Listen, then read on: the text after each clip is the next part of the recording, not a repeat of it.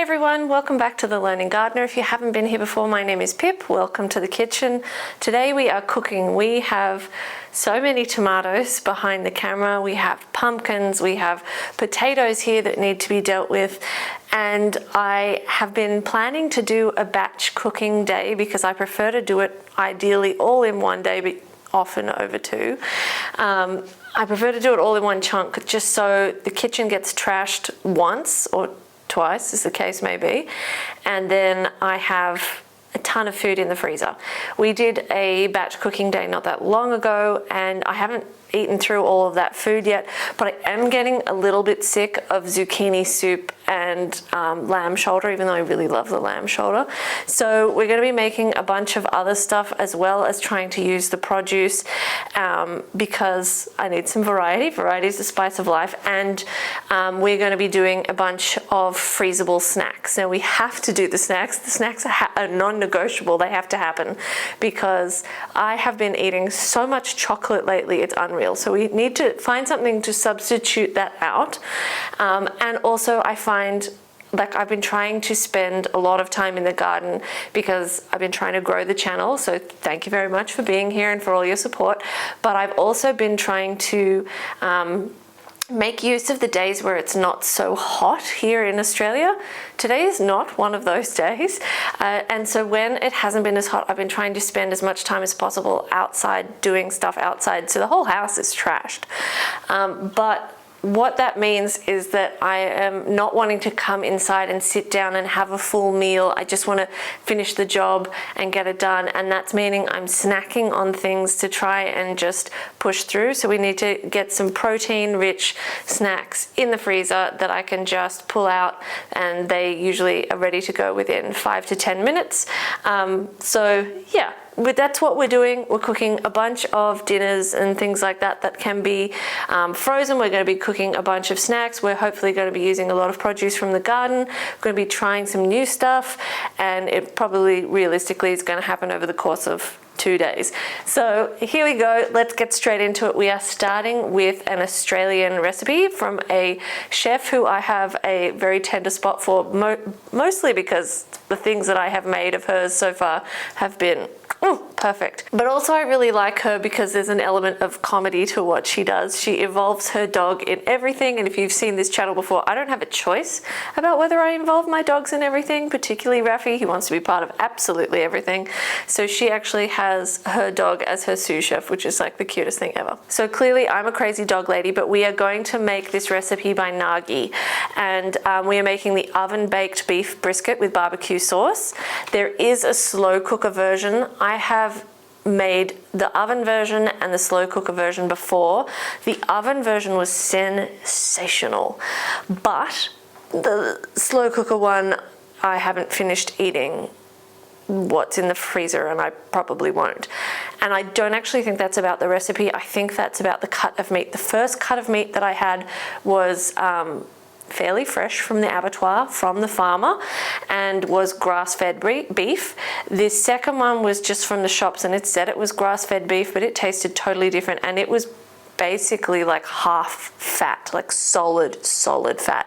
And even though I spent ages cutting off heaps of fat, it just didn't taste very good. So this is one that is also relatively fresh from the abattoir, from a farmer, from a different farmer. So we'll see how we go. Hopefully this time it will be tasty, because the first time I lost my mind for it. It was so nice. Now this recipe is for 1.5 to 2 kilo beef brisket. This one is 2.5, so I'm going to increase the ingredients in the rub, and I'm going to give it half an hour once the rub is on to settle in and for me to have lunch. So let's get into it. So we need 1 tablespoon of brown sugar, 2 teaspoons of paprika powder, 1 teaspoon of onion powder, 1 teaspoon of garlic powder, half a teaspoon of cumin powder, 3/4 of a teaspoon of mustard powder, 1 teaspoon of salt, and half a teaspoon of black pepper, and that's going to make up our rub. So we're going to make that up now.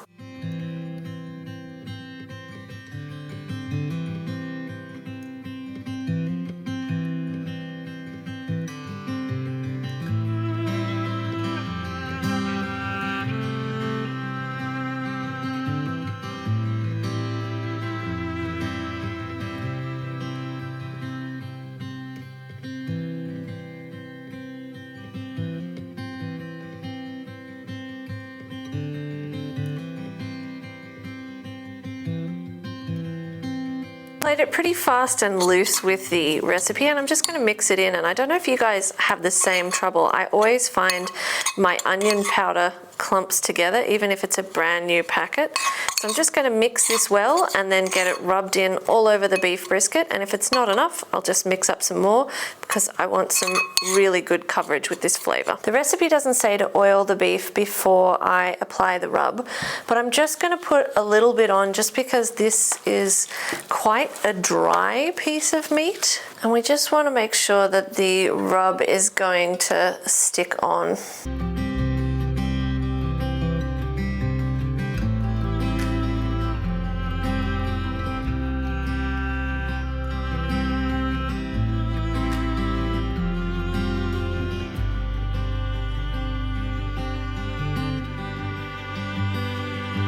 So I'm just going to try and get any spillage onto the edges to get as much flavor into this meat as possible.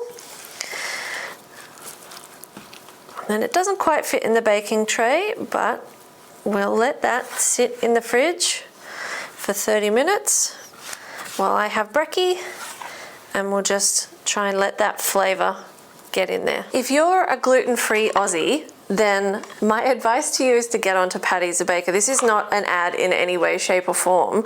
This is just one gluten-free person to another person trying to help you find bread that's not disgusting. Now, Paddy's the Baker, I've only just recently discovered this. If you've seen my shorts, you'll see that we went to the Berry show recently, my friend and I, and she was raving about Paddy's, so I decided to give their gluten-free bread a go. It is so good. And I didn't actually realize that what avo on toast has been missing this entire time is walnuts, cranberries, but particularly the cranberries. This brown soda bread has walnuts and cranberries in it. And the cranberries with your avocado and your tomato and your basil, oh, so good.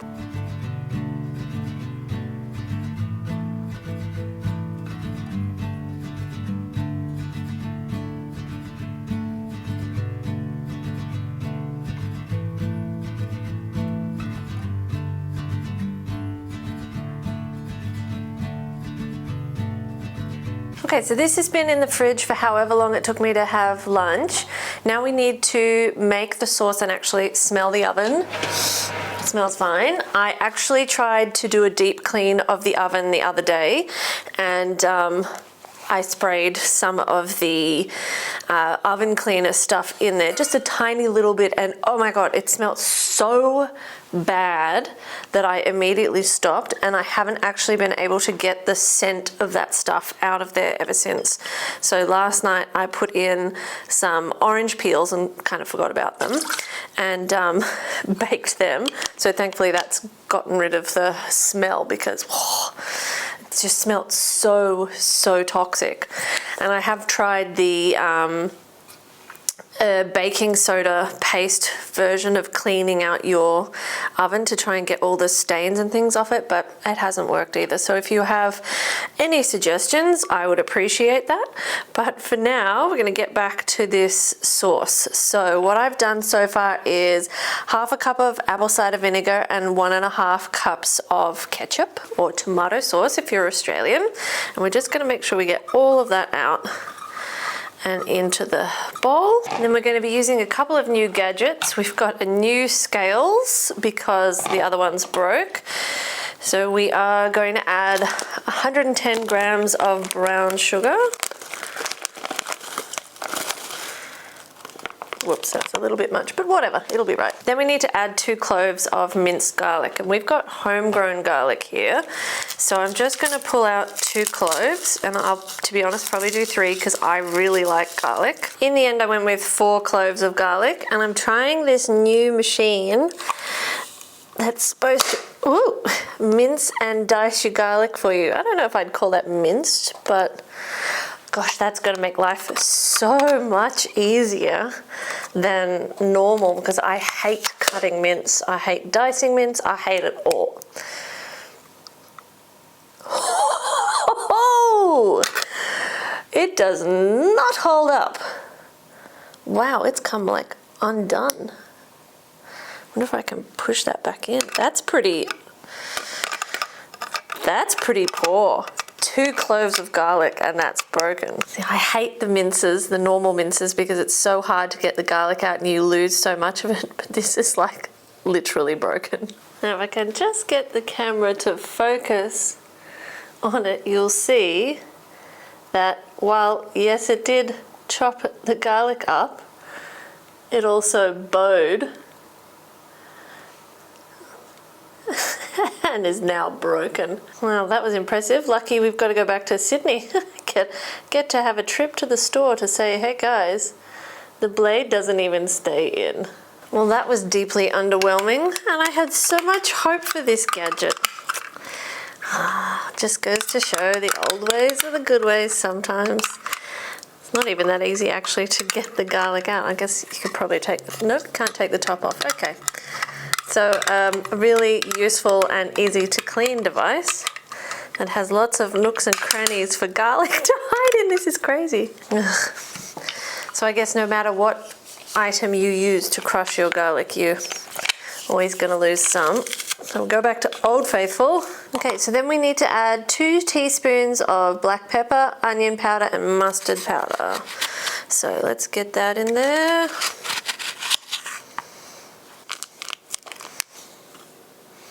Then it says 1 teaspoon of cayenne pepper, adjust to taste for spice. Now I am a wimp when it comes to spice, so I'm going to put in about half that, maybe 3/4-ish, and hope that my face doesn't get burnt off because I'm a wimp. And then we're going to put in 1 tablespoon of Worcestershire sauce. So I'm just going to mix all that together. And then we've got our sauce. What we're going to do once this is all mixed together is pour it into the baking tray and all over the beef, and add 2 cups of water, and then pop it in the oven to slow cook for about 4+ hours. We want it to be nice and tender. I'm going to check it every hour or so to make sure that it is not drying out and turning into like a really thick sauce, and if that happens I'm going to add some more water just to thin it out. And I'm just going to keep essentially basting, I was going to say the turkey, but no, basting the beef, and just making sure that it doesn't dry out basically. So I'm going to pour some underneath first just to make sure we get some sauce and garlic underneath. And then the rest I'm going to pour on top. To get out the last little bits of flavor out of this, I'm going to put the 2 cups of water in there, and then I will add it in, and we've got a beautiful piece of brisket that'll be ready in a couple of hours.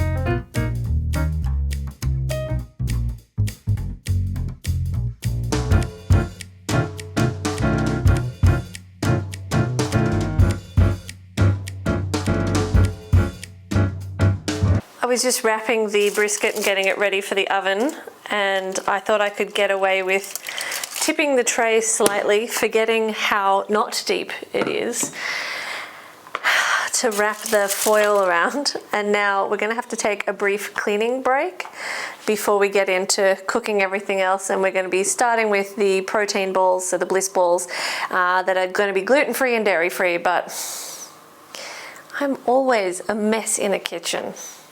Whatever. One day I'll be good at adulting and I'll get better at being neat and tidy. Maybe. Next on my list of things to make was my lemon bliss balls. They're just raw cashews, desiccated coconut, lemon juice, lemon zest, a little bit of malt syrup, and they are just so tasty.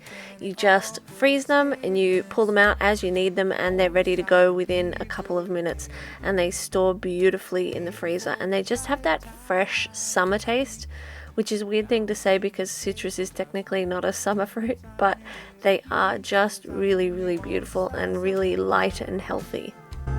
In all my time in this town,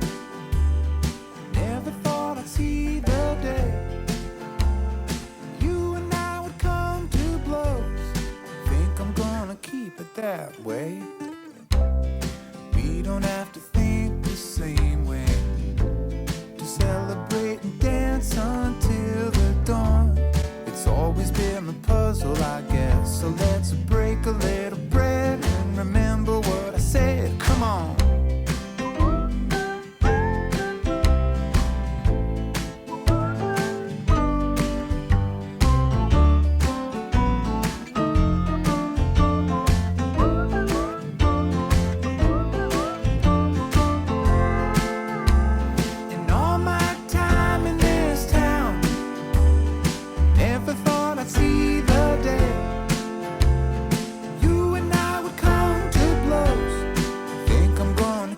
That way, never thought too hard about it. Always came naturally to me. Never put a foot out of line, and I tried not to make any awkward statements. Always tried to be a good neighbor, waiting for the right time to speak. Now it seems the tables are smashed into tiny little pieces. I only want a slice of the pie. The next group of bliss balls I'm trying are a lot stickier, and I didn't put half the liquid in that they said. So these are raw caramel macadamia bliss balls.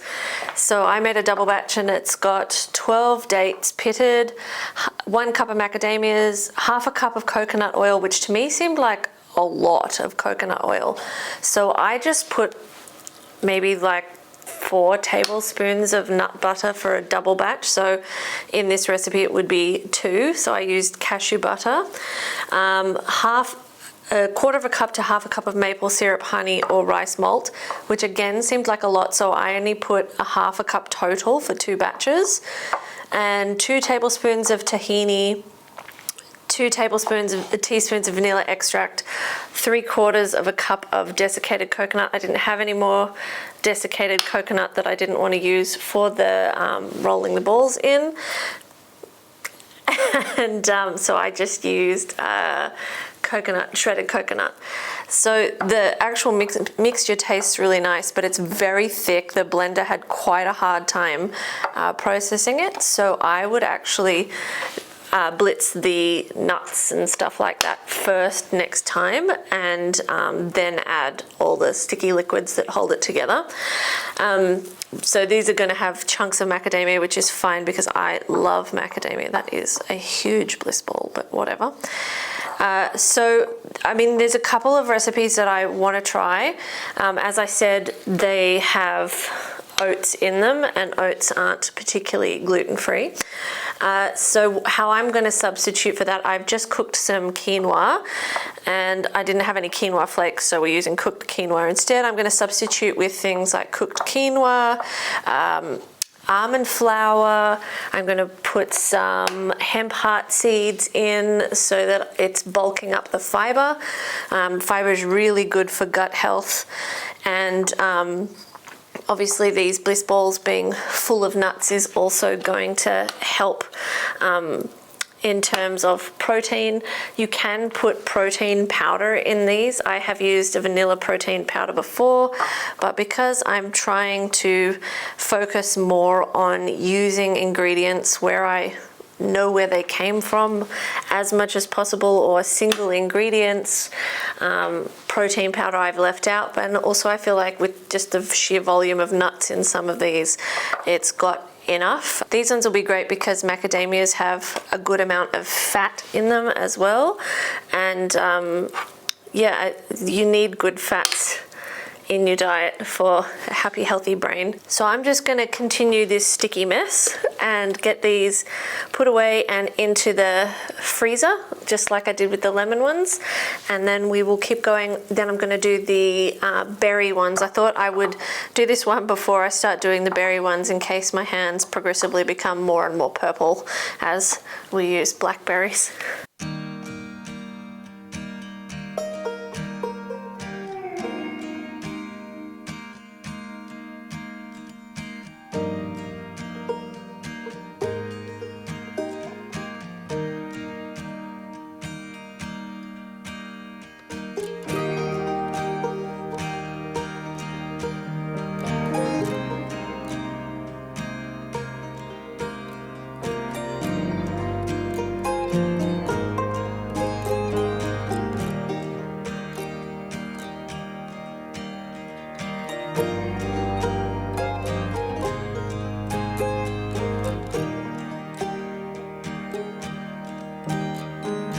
I was just thinking that the day is getting on a little bit, as I knew it would. I'm a bit slow in the kitchen, but I thought I should use the solar while the solar is still available for the afternoon, and do the things that need to actually spend time in the oven, just to make it a little bit more cost effective, so that I'm not paying for the electricity if I don't have to. So I'll come back to the bliss balls and trying the other recipes once I've done these. What I'm going to be doing is making a pumpkin bread with toasted walnut cinnamon swirl. Now, I've made this before. It comes from this book, At Home in the Whole Food Kitchen by Amy Chaplin, which is a book I love, has a lot of great ideas of ways to use your produce and ways to cook with whole foods that's, you know, obviously a bit better for you. So what I'm going to be doing is I'm just smushing up these walnuts because I can't be bothered to chop them. I'm just going to toast them in the oven at 150 degrees for probably about 7 minutes, just to get them nice and toasty. And then I'm going to cover them in cinnamon and I don't have maple sugar. I don't even know what maple sugar is. So I'll probably just use brown sugar and maple syrup. Now, this recipe, last time I made it, it is made with spelt flour, which is not gluten-free. So I'm going to be using coconut flour, which is my first time that I actually remember using coconut flour. So hopefully it'll taste nice. This is a really nice hearty bread. I make a nice banana bread, but I don't actually really like banana bread that much. I'm not a big fan of banana flavor, particularly like really ripe banana flavor. But I tend to make it a lot for my best friend's husband and her kids, but not for me. But this pumpkin bread is like an awesome alternative when you heat it up and put a little bit of butter on it. Oh, it's great. And it's really filling as well. So it's something that I have come in from outside, warmed up quickly and chowed down, and then headed back out to the garden when I'm in the middle of a project.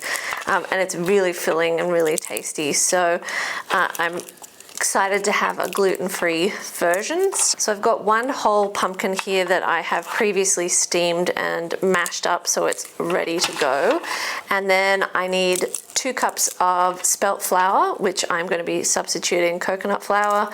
Then 2 teaspoons of baking powder, a 1/4 cup plus 2 tablespoons of extra virgin olive oil, 1/2 cup of maple syrup, 2 tablespoons of almond milk or plain soy milk, 1/2 teaspoon of sea salt, 2 teaspoons of vanilla extract, and 1 egg beaten. So I am not supposed to eat eggs, so again I'm going to take the eggs out and I'm going to put in an egg substitute powder, which I think is like 1 tablespoon scoop of the powder and 2 tablespoons of water. I've found historically that it works beautifully, so I'm going to use that. These are not homegrown pumpkins, but it's an idea for my homegrown pumpkins that are starting to come in out of the garden. It's an organic pumpkin, and basically I'm going to make a double batch of this. Now, even though I'm making it a little bit differently to how I made it last time, I'm going to apply what I learnt last time. The idea with this recipe was that when you're putting it in the cake tray, that you pour in a little bit of batter, then you do a layer of the cinnamon walnuts, and then you pour in some more cake batter, and then you get a knife and do a swirl through the cake. What I found that did was the walnuts kind of acted like a wall, and no heat was going past that point. So I ended up cooking the cake for way longer than the recipe said, and in the end I just kind of gave up and took it out because it looked like it was borderline burning on the outside, even though it didn't seem to be cooked on the inside. And it seemed like everything underneath the walnuts couldn't be penetrated properly by the heat, and so didn't cook properly. Taste nice, but yeah, it wasn't properly cooked. So what I'm going to do this time, instead of being fancy and swirling it through, is I'm actually going to do what I do with a gluten-free orange, apricot and walnut loaf that I make, which I can do sometime on the channel if you guys want to see that recipe, because I love that one. But I'm going to mix the walnuts just straight into the batter. I think in that way it will cook better, it will cook more evenly, it will hold together with slices better, and I think you'll get a better distribution of walnuts through the batter so that you actually get that lovely cinnamon walnut flavor with each mouthful of pumpkin. So these are chopped-ish enough. I'm going to get them in the oven and then clean my hands and get to making the rest of this. So because I'm making a double batch, this is 2 cups of walnuts going in, and it'll be, like I said, about 6 to 7 minutes in the oven. This recipe calls for 2 cups of spelt flour. Like I said, I'm going to use coconut flour. So as I'm making a double batch, I'm going to sift out 4 cups and get that into this mixing bowl.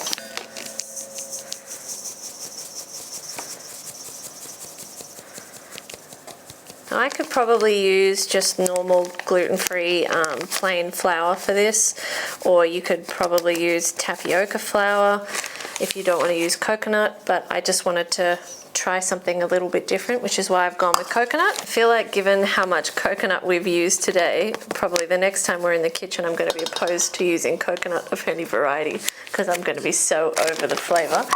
But hopefully in this recipe I don't actually really taste the coconut a lot. I mean, I've never cooked with coconut flour, so who knows? But hopefully the pumpkin is the overriding flavour with the cinnamon walnuts. That's what I'm hoping for anyway. Then I need 2 teaspoons of baking powder for each recipe. And I'm just going to mix that all together. Coconut flour is a beautiful colour. So I'm going to set that aside because then I'm going to be putting all of the wet ingredients plus the pumpkin in a bowl together, mushing them in together and then folding them into the flour.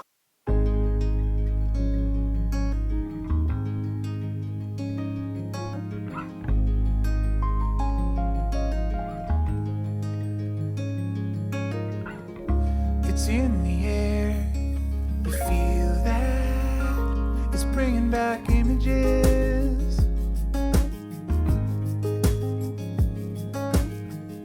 We're making our way, at long last, feeling like a new day. If you can find it now, you're gonna see.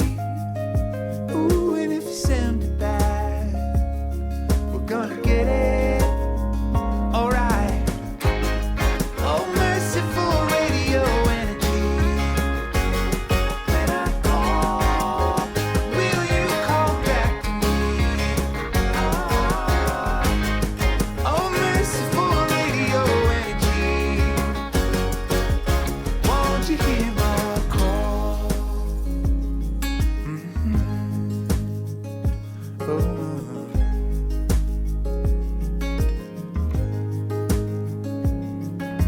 See me in the colorful light. Even when it comes, I'll be fading in time. Ooh. Oh, leads in one frame at a time. Gotta hold the lead to win if you get it. Oh, merciful radio energy. When I call, will you call back to me?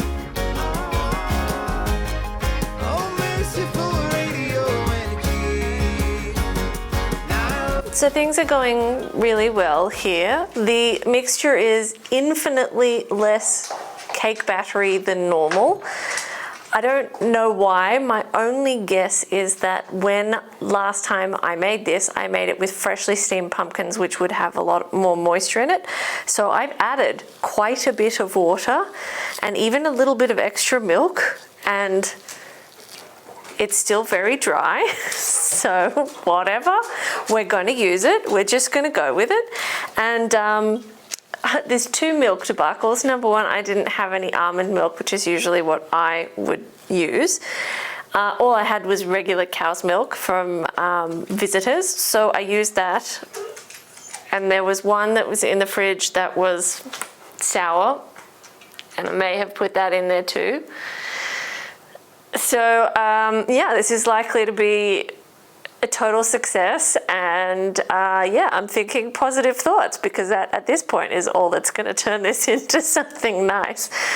So yeah, I'm just going to jam it as dry as it is into the 2 cake pans because I'm done with this, and yeah, I'm gonna clean up after the giant mess that I have made and deal with the beef brisket because it needs to be checked as possibly finished now.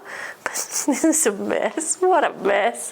What a disaster. That's what you get for freestyling, hey?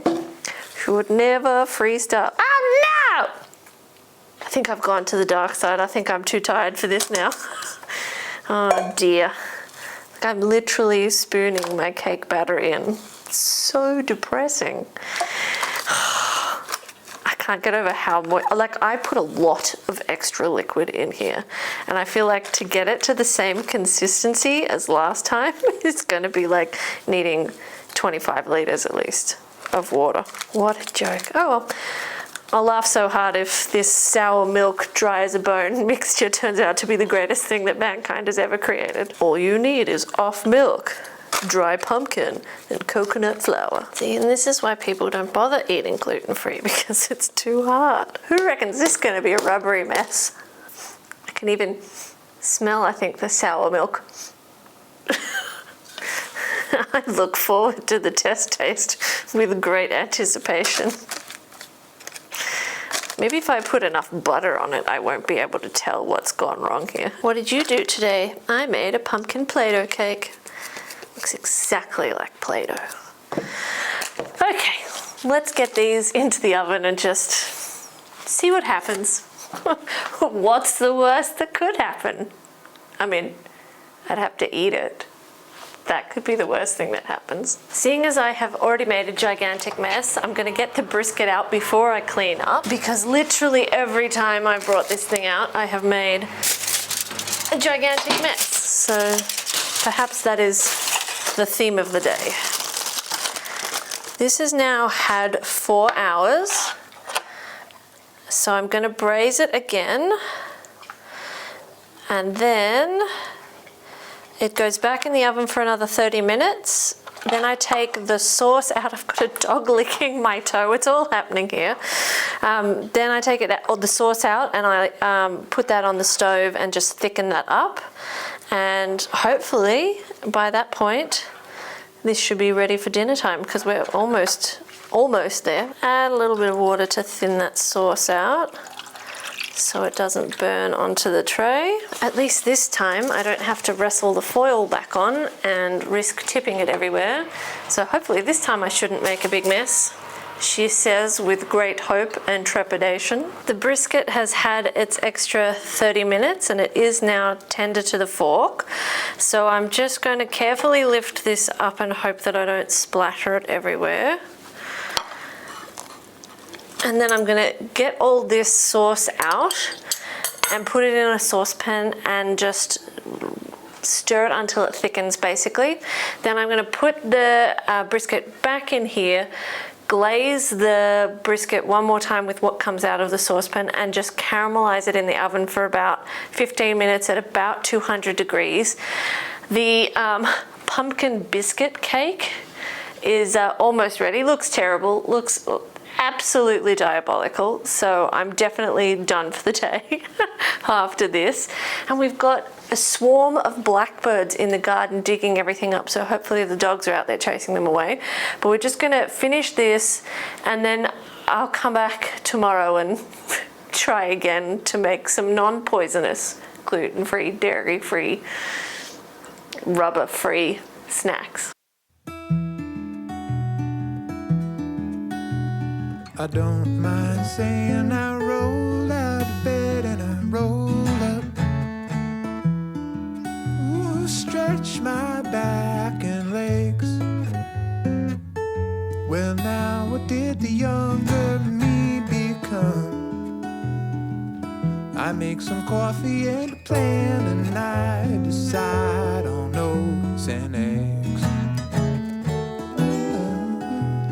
Blow my cares away. Ooh, prepares me for the things that come.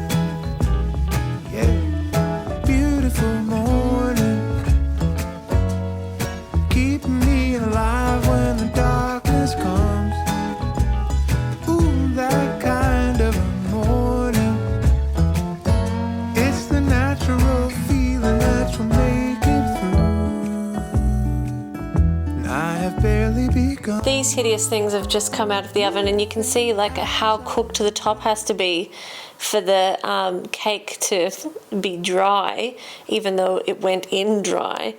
And this is the same thing that happened last time. It just still feels like Play-Doh on top, and I don't want to cook it anymore. It's already like burnt. So we'll have to see once this cools down what it's like, but I think I'll have dinner first in case I lose my appetite after this. Feeling that you'll make it through.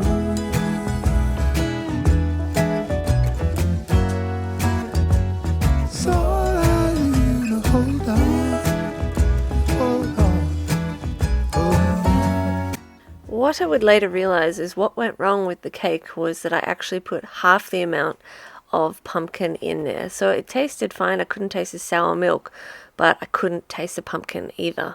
It's the next day and we are back in the kitchen. After yesterday, I need a successful meal. So the brisket turned out, and it was lovely, but the actual cut of meat is a little bit fattier than my first one. And so I still have, if you guys know, when you've done something really and it's amazing the first time, nothing ever lives up to it the second time.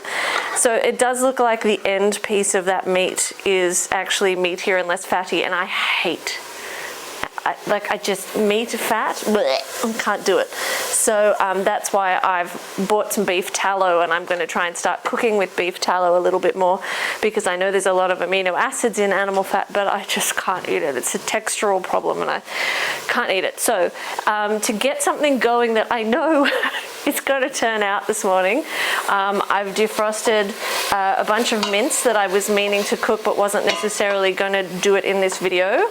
And I'm very grateful to my previous self who diced up 5 kilos of onions and put them in the freezer, because I don't have any onions at the moment. So I've saved myself a trip to the shops and a lot of work this morning.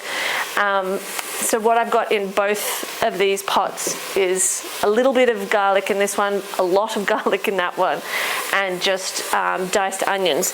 This one is going to be a double batch of spaghetti bolognese because it's kid-friendly, human-friendly. And then the other one, I'm making a double batch of the Berenberg one-pot Mexican. So I just use one of these. I find that that's plenty, and then the recipe says you just add 500 grams of beef mince, 1 brown onion, 200 mils of beef stock, 1 can of sweet corn, and 1 can of black beans. I tend to just dump however much mince I have in there, which actually I need to do now. And we've got some homegrown corn to go in with it today, so that'll be a fun variation.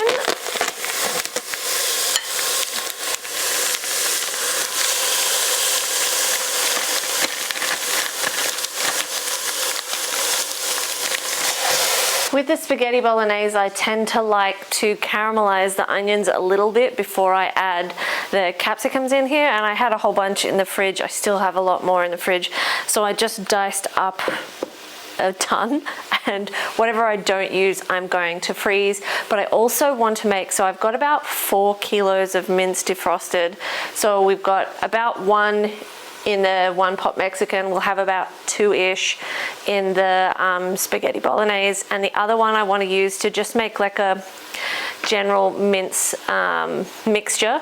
So back in the day, it just used to be onions, garlic, capsicum, mince, and some sort of stir-through sauce. And it was a night that I had been out for a long time, shall we say, and I discovered that if you add cashews into the mince and then wrap it up with vermicelli or vermicelli, however you want to say it, rice noodles in a rice paper wrap, really good.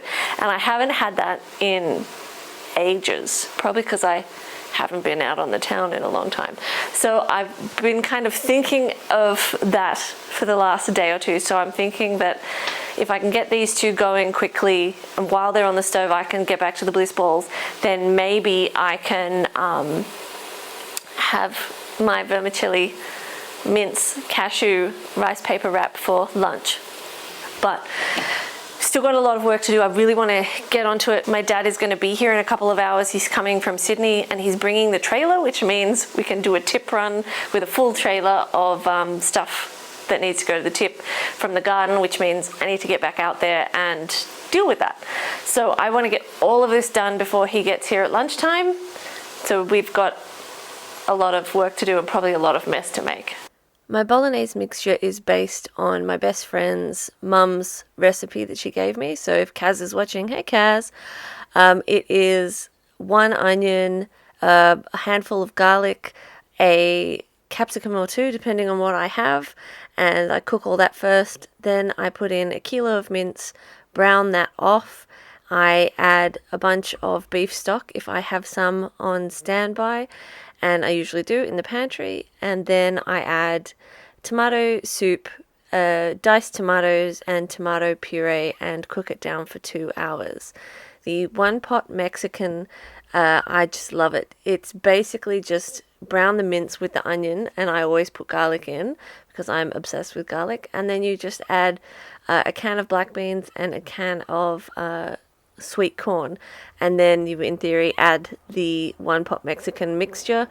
And I always add a little bit more broth than is absolutely necessary because it always takes more broth than they recommend to actually clean out the flavor jar. And we were making a double batch, so it's important to make sure you get all your goodness in there. So I always put a lot of broth. And yes, sometimes you will see on my broth mixtures human broth as the label, and that just means it has onion and salt and pepper and things like that in it. Puppy broth is just bones and water.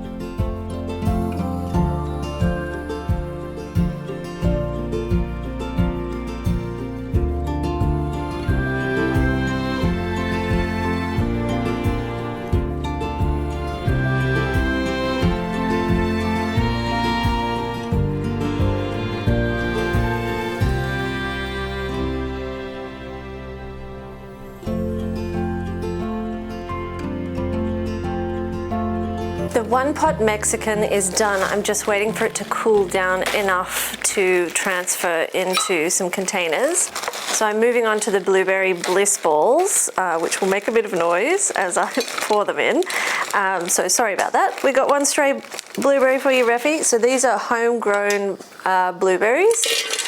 And I'm making a double batch, so I am adjusting this recipe a little bit because it calls for 1 cup of old-fashioned rolled oats, which aren't gluten-free. So I'm going to be using 1 cup of quinoa, which I just poured everywhere. I swear I am a total mess of a human being lately.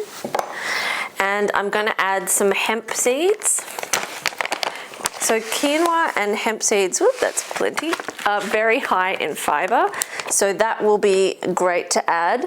Then it wants 1/4 cup of almond flour, so because I'm doing a double batch, I'm going to do 1/2 cup.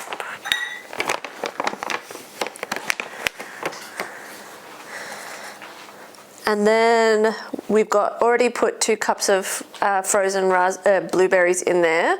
So if you were making one batch, you just put 1 cup in, and then it's at a 1/4 cup of raisins. Now I don't have raisins, I have sultanas or currants. So I'm using sultanas because I have more of them.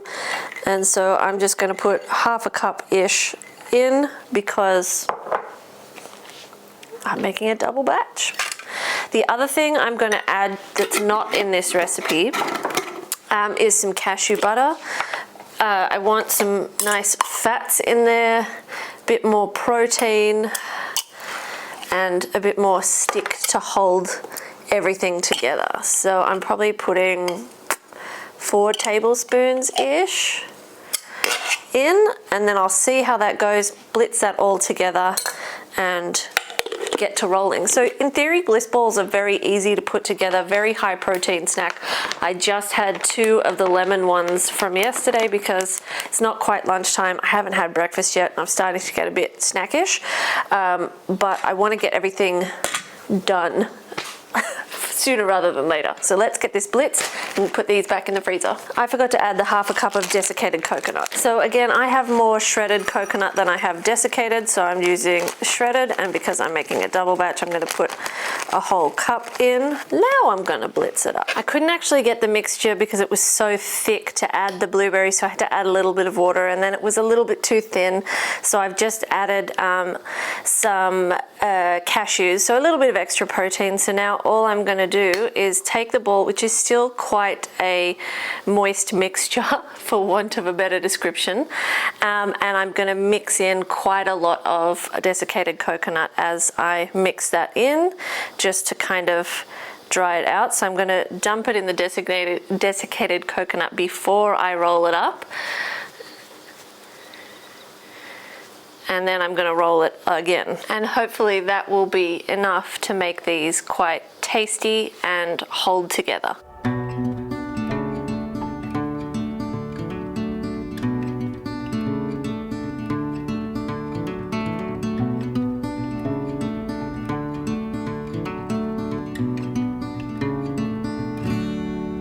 The blueberry bliss balls are all done. Next time I make them, I'm going to wait for the blueberries to defrost a little bit before I blitz everything up. As I continued working with them, they melted more because they were frozen blueberries, and because they're homegrown blueberries, are even juicier than normal blueberries.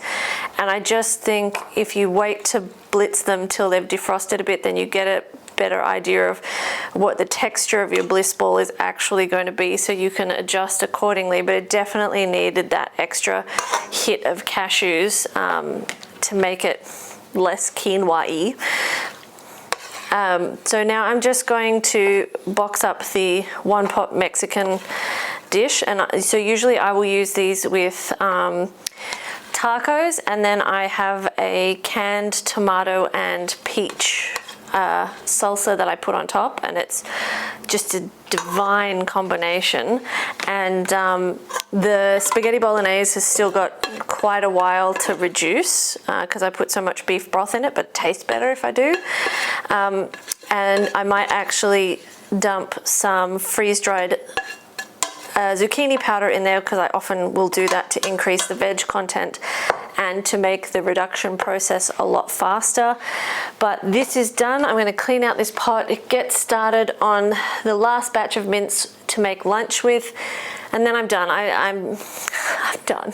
I've made such a mess in this kitchen, and at least we have some different stuff going into the freezer, and we have a bunch of snacks. I haven't made the nut bars yet, but I have made them in a previous video, so that's okay. You guys aren't missing out on anything, and I will get them made at some point, but just maybe not today.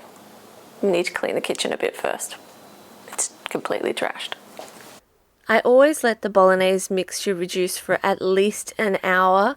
It depends how much broth I've put in it. So at this point it's been reducing for an hour and a half, and I ended up adding 2 batches of freeze-dried zucchini powder. It just adds so much extra vegetable.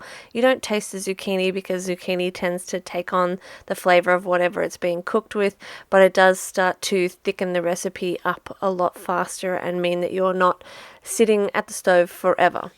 How I store these is I pop them in clippy boxes, and then I just put masking tape on and mark everything up.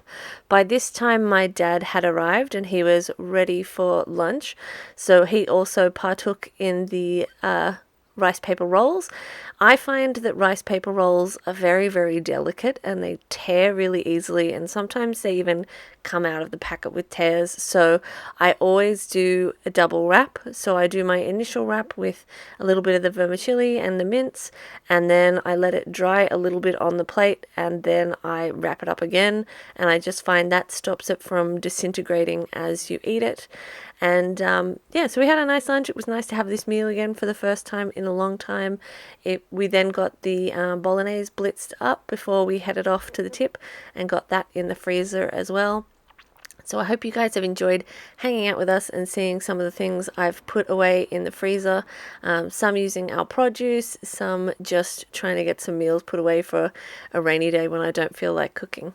Thanks so much for hanging out with us, and hopefully we'll see you in the next video.